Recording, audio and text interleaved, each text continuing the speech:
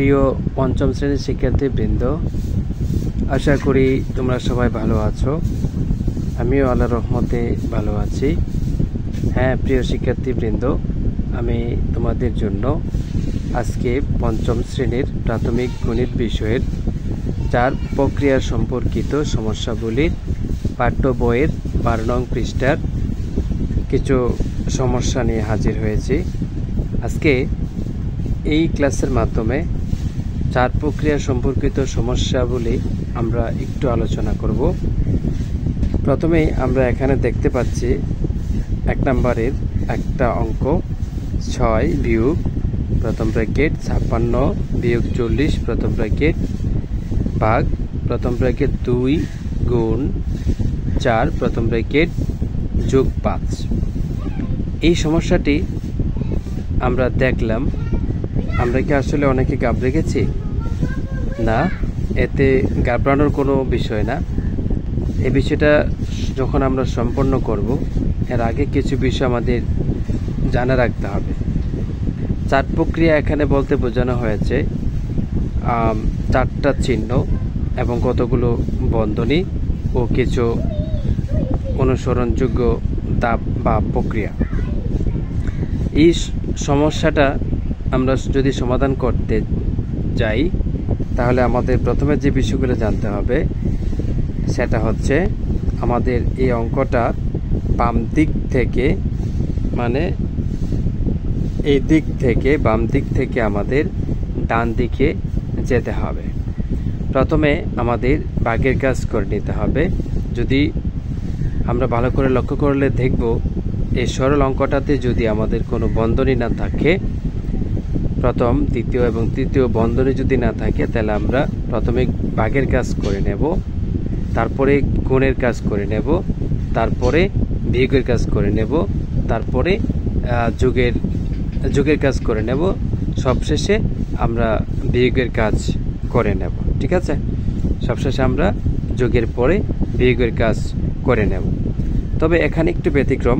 এই অঙ্কটাতে আমরা 2টা বন্ধনী দেখতে পাচ্ছি। একটা বন্ধনী এই এখানে বন্ধনী, এটাকে বলা হয় প্রথম বন্ধনী, তারপরে হয়েছে দ্বিতীয় বন্ধনী, তারপরে থাকে তৃতীয় বন্ধনী। তাহলে আমরা এখানে যেহেতু প্রথম বন্ধনী আছে, এখানে প্রথম বন্ধনী আছে, তাহলে আমরা প্রথম বন্ধনীর কাজটা অবশ্যই আগে সম্পন্ন করে নেব।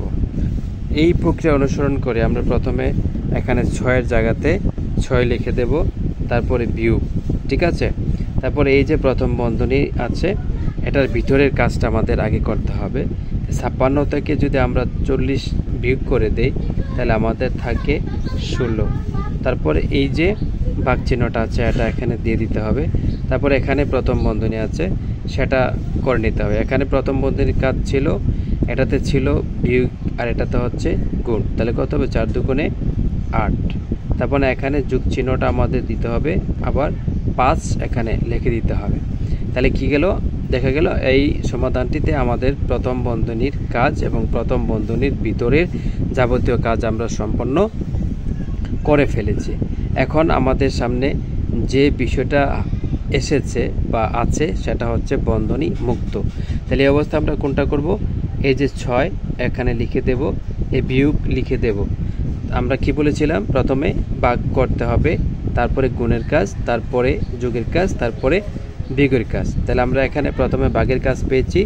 এই 16কে 8 দিয়ে ভাগ করব, তাহলে কত হয়? আর দুগুণা 16 যদি আমরা 8-এর নামটা পড়ি, তাহলে এটার কাজ শেষ। তারপরে আমরা যোগ চিহ্ন এখানে দিয়ে দেব, তারপরে আমরা এখানে 5-এর 5 লিখে দেব। তারপরে আমরা কি করব? এখন তো গুণ নাই, তার মানে আমরা গুণের অংশটা বাদ দেব। তারপরে কি বলেছিলাম? যোগ। এই 5-এর হচ্ছে এখানে 6 হলো যোগের, এখানে 5ও হলো যোগের, কারণ এটার আগে যোগ চিহ্ন আছে। তাহলে 5 আর 6 কত হয়? 11 হয়। তারপরে এই বিয়োগ চিহ্নটা আমরা দেব, তারপরে 2 এখানে আমরা বসিয়ে দেব। তারপরে আমরা এখানে সমান চিহ্ন দিয়ে দেব। এখন আমরা কি করব? বিয়োগের কাজটা করব। এখানে আর কোনো চিহ্নের কাজ আপাতত নেই, আমরা শুধু এখানে পেলাম কি? বিয়োগের কাজ। তাহলে আমরা বিয়োগের কাজটা করব। আমরা জানি সবাই 11 থেকে আমরা যদি 2 মাইনাস বা বিয়োগ করে দেই, তাহলে আমরা পাবো 9। ঠিক আছে, তাহলে আমাদের কাঙ্ক্ষিত ফলাফল হচ্ছে 9, তাহলে আমরা কি লিখব? উত্তর 9 লিখব। তাহলে আমাদের এই যে জটিল এত বড় সমস্যা বা জটিল সমাধানটা কিন্তু আমরা এক নিমেষেই করে ফেলেছি। ঠিক আছে, আশা করি পঞ্চম শ্রেণীর শিক্ষার্থী তোমরা ভালো করে ব্যাপারটি বুঝতে পেরেছো। যদি একটু চিন্তা করো তাহলে সহজেই এই সমস্যাটা সমাধান করতে পারবে। তোমরা যদি আমার ক্লাসে নতুন হও তাহলে আমার এই ক্লাসটাতে লাইক, কমেন্ট এবং সাবস্ক্রাইব করে আমার পাশে থাকবে আমাকে উৎসাহ প্রদান করার জন্য।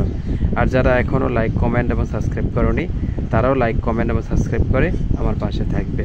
আজকে এ পর্যন্তই। তোমাদের সঙ্গে দেখা হবে পরবর্তী কোনো একটি নতুন ক্লাসে। সেই পর্যন্ত সবাই ভালো থাকো। খোদা হাফেজ।